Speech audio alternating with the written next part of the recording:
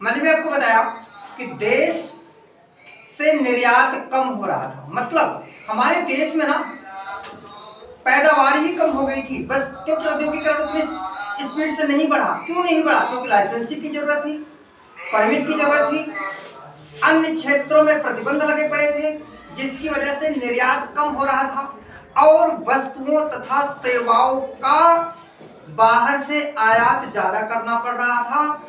इसलिए हमारे देश के अंदर मुद्रा कोष घटता जा रहा था, निर्यात कम और आयात ज्यादा, तो इसका मतलब देश के अंदर मुद्रा कोष घटता जा रहा था। इसीलिए भारत सरकार को नई आर्थिक नीति का गठन करना पड़ा, 1991 की पॉलिसी बनानी पड़ी, पहली बात।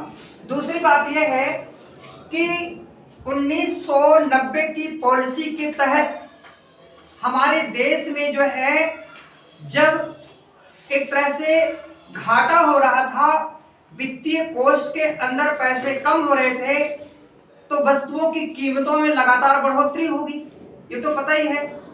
अब उस कीमतों को कंट्रोल करने के लिए सब जो 1991 की पॉलिसी रही है, उसमें 91 की जो पॉलिसी बनाई गई, उसमें भारत सरकार ने इंटरनेशनल मॉनेटरी फंड IMF से वित्तीय सुविधा के रूप में बहुत अधिक ऋण ले लिया है ना।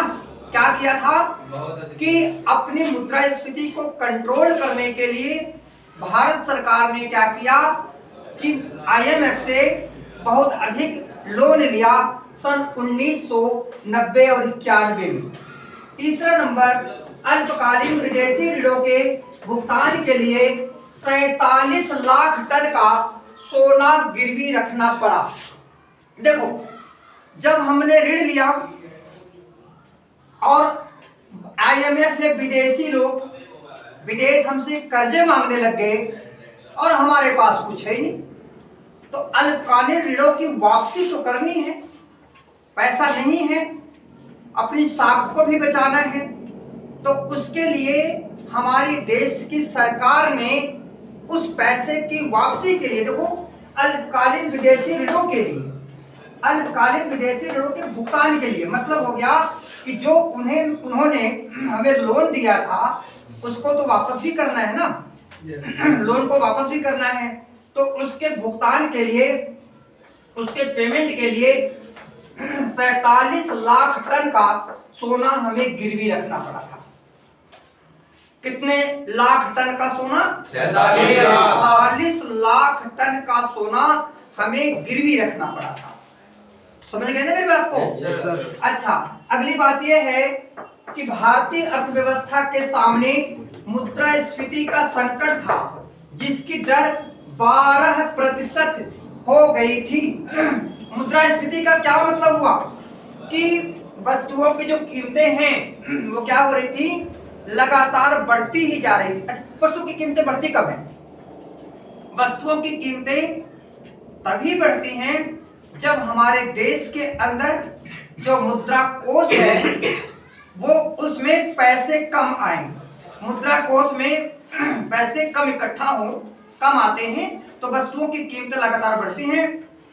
अब मुद्रा कोष के अंदर सरकार के जो मुद्रा कोष है उसमें पैसे की बहुत बड़ी कमी रही, जिसकी वजह से मुद्रास्फीति 12% हो गई। और आप ये आज एक अपने रियल लाइफ में भी विश्व के देशों में देख रहे हैं।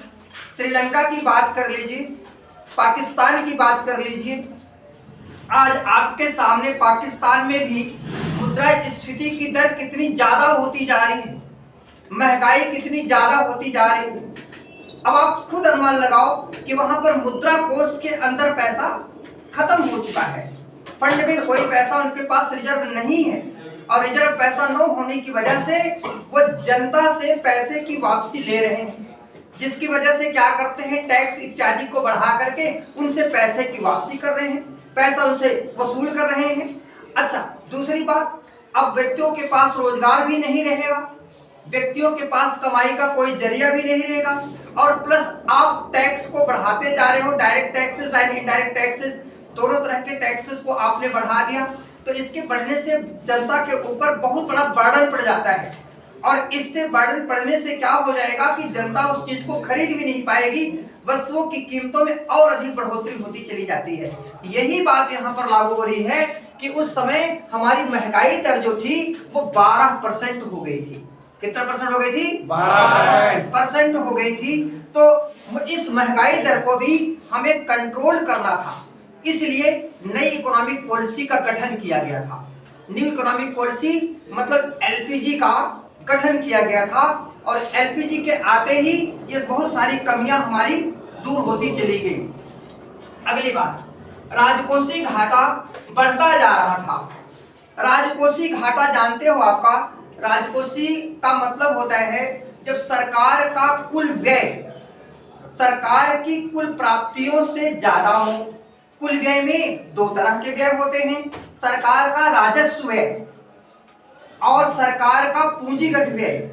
ये दोनों तो ज्यादा हैं, लेकिन सरकार की कुल प्राप्तियां, वो कुल प्राप्तियों में राजस्व प्राप्तियां और पूंजीगत प्राप्तियां, परंतु पूंजीगत प्राप्तियों में पूंजी जो है उधार भी होती है, लेकिन इसमें उधार को पूंजीगत प्राप्तियों में नहीं शामिल करना है। पूंजीगत प्राप्तियां अन्य प्राप्तियों में आएंगी, लेकिन उधार को शामिल इसमें नहीं करना होता है। इसलिए सरकार का राजकोषीय जो घाटा है बढ़ता जा रहा था, खर्चा बढ़ता जा रहा था, सरकार का खर्च बढ़ता जा रहा था, सरकार के पास पैसे की प्राप्ति कम हो रही थी। अब जब पैसे की प्राप्ति कम होगी तो आप सभी लोग जानते हो, जब हमारे पास पैसे नहीं होंगे हम क्या करेंगे बताओ? अपने टैक्स को बढ़ाएंगे।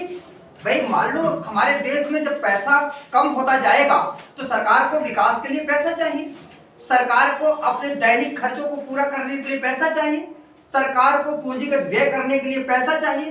तो वो क्या करती है कि सरकार हमारे ऊपर जो है ना वो टैक्स को बढ़ा देती है, और टैक्स का बढ़ने का मतलब है वस्तुओं की कीमतों का बढ़ना। भाई टैक्स के बढ़ने का मतलब है वो वस्तुओं की कीमतों का बढ़ना, सीधा पॉजिटिव इंपैक्ट डाल देती है, इसका पॉजिटिव इफेक्ट पड़ जाता है। तो जब वस्तुओं की कीमतें बढ़ेगी ना तो उसका सारा का सारा इफेक्ट उस देश की जनता पर पड़ जाता है।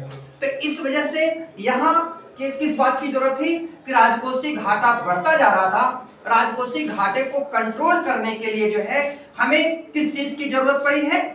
बताओ किस चीज की जरूरत पड़ी है? न्यू इकोनॉमिक पॉलिसी की, नई आर्थिक नीति 1991 की जरूरत पड़ी है।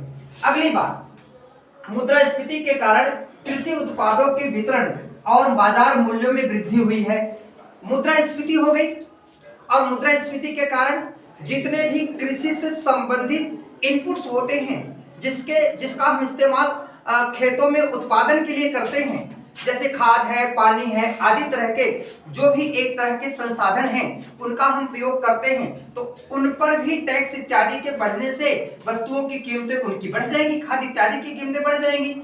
इसके साथ साथ जब खाद इत्यादि की कीमतें बढ़ेंगी तो खाद्यान्नों का रेट भी ऊंचा हो जाएगा, खाद्यान्नों की कीमतें भी ऊंची हो जाएंगी, गेहूं, चावल इत्यादि की कीमतें ऊंची हो जाएंगी, और इनका वितरण भी महंगा हो जाएगा।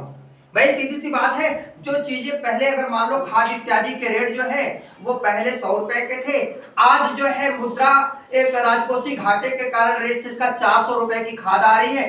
तो किसान 400 की खाद तो डालेगा, लेकिन अपने गेहूं को जहां 10 रुपए किलो बेचता था वहां 20-25 रुपए किलो बेचेगा। अब 25 रुपए किलो गेहूं जब मार्केट के अंदर आएगा तो 30-35-40 रुपए किलो हो जाएगा। तो उसका इफेक्ट, एक बुरा इफेक्ट हमारी इकोनॉमी पर पड़ जाता है। तो इस तरह से ये इसके खाद्यान्न के वितरण पर भी एक तरह की समस्या आई। इसके साथ साथ बाजार मूल्य जो है वस्तुओं की कीमतें, बाजार मूल्य का मतलब होता है कि जो वस्तुओं की कीमतें हैं वो भी लगातार बढ़ती चली गई। तो इस वजह से ये बिल्कुल आपको स्पष्ट हो रहा है कि नई इकोनॉमिक पॉलिसी की सरकार को क्यों जरूरत पड़ी है। ये बिल्कुल क्लियर क्वेश्चंस है, आसान, बिल्कुल आप देख रहे हो बिल्कुल आसान है। ठीक है, तो मेरा चैनल क्या है बताओ?